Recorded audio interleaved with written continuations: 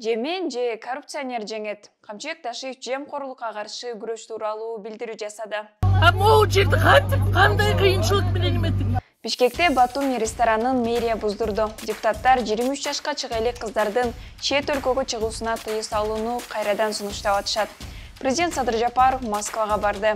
Кыргызстан менен Тажикстан чек ара аймагында дрон учурбоону макулдашты. Орусиянын абагындагы 450дөн ашуун мекендеш Кыргызстандын абагына которулуудан баш тартышты.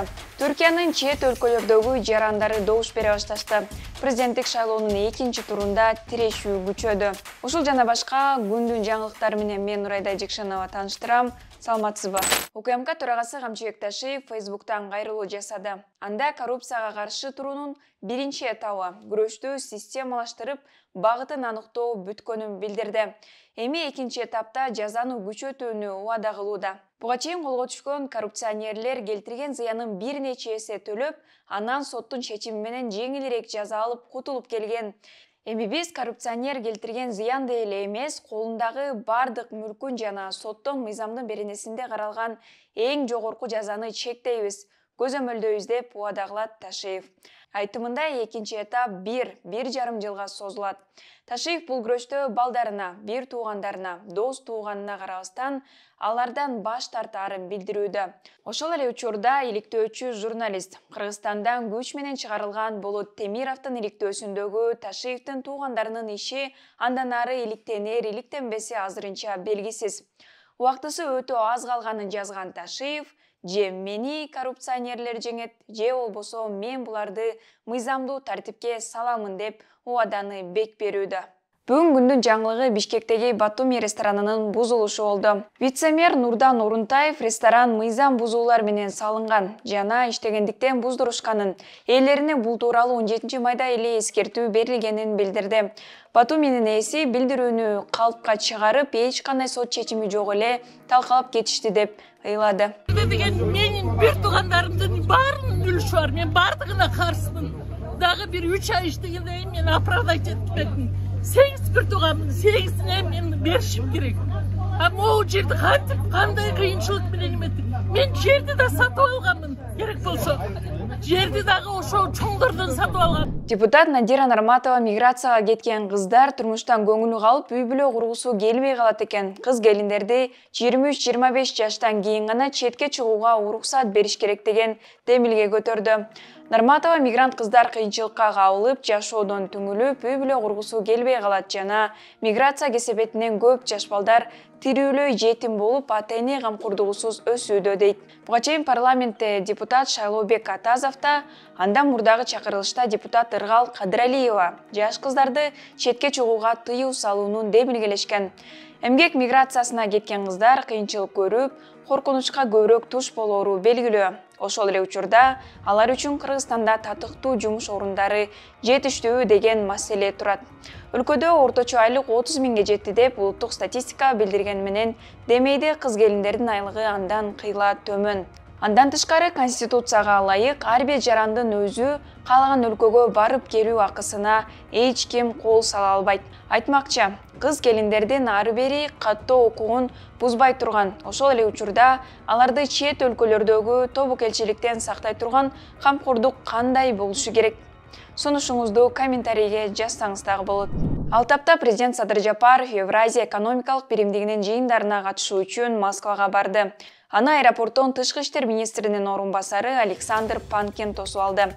25 майда ЕАЭСке кирген өлкөлөрдүн президенттери биримдиктин келечектеги өнүгүүсүн, интеграциясын талкуулашат. Бул Жапаровдун май айында эле Москвага экинчи сапары. Буга чейин 9 майдагы жеңиш парадына катышып келген.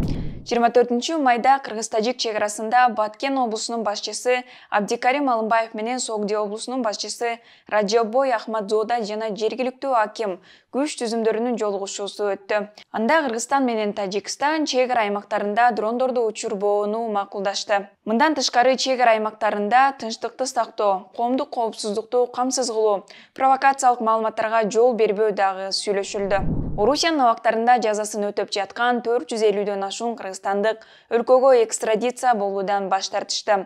Муну Тышкы иштер министрлигинин консулдук департаментинин башчысы Алмаз Букалаев Бишкекте өткөн миграция боюнча жыйында айтты. Жыл башынан бери орус түрмөлөрүнөн 19 кыргыз жараны Кыргызстанга которулган, 38 жаранды алып келүүгө аракет кылып жатышат.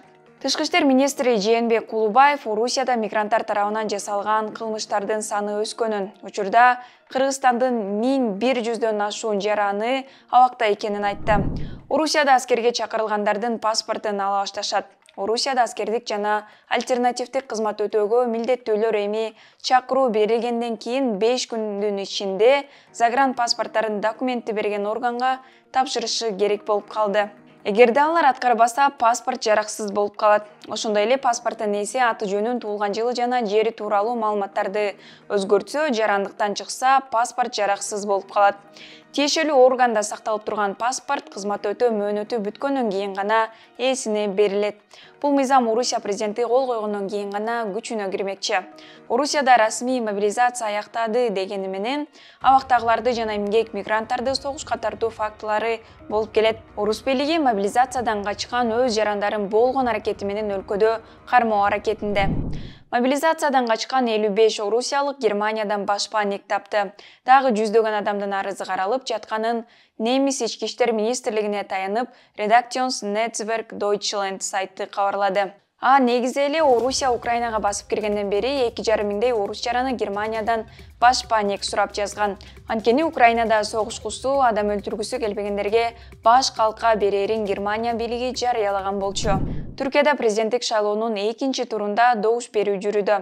Чет өлкөлөрдө жашаган 3,5 миллиондой шайлоочу алдын ала добуш берип жатышат. Ал эми Түркиянын өзүндө шайлоо келаткан жекшембиде 28 майда өтөт. Ушул күндөрү айыгышкан таймаш жүрүп, талапкерлер улутчул катмардын добушун алууга ашыгууда. Режеп Тайып Эрдоган атаандашы Кемаль Кылычдароглуну өлкөдөгү күрд топтору менен тыгыз байланышкан деп айыптоодо.